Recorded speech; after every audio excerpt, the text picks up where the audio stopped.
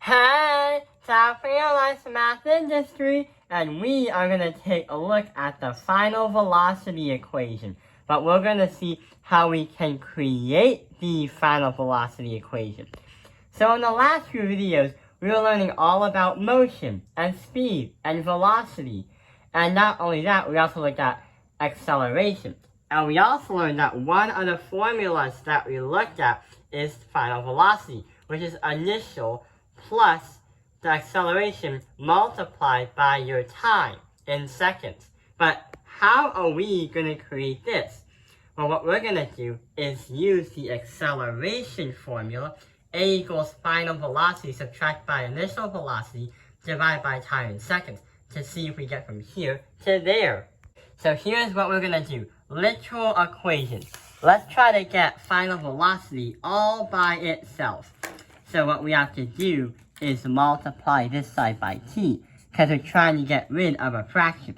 So if you cross that out, because that cancels, and cross that out, because that also cancels, they both merge, then here is what happens next.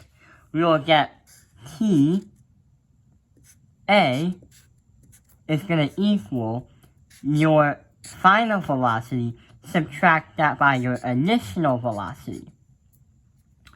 What we can do is rearrange it. So I'm going to grab a second piece of paper and see what happens.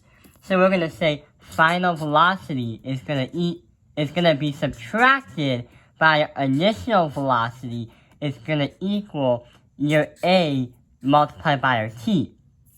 So when you have a subtraction, you have to add by vi and add by vi over here. So your final velocity is going to equal your initial velocity plus your acceleration times your seconds, or time. And that matches with that. So we now understand how we got from the acceleration formula, use literal equations literally to create the final velocity equation. I hope this video has helped you understand the final velocity equation creation. Thank you for watching South Carolina's Math Industry. Like and subscribe.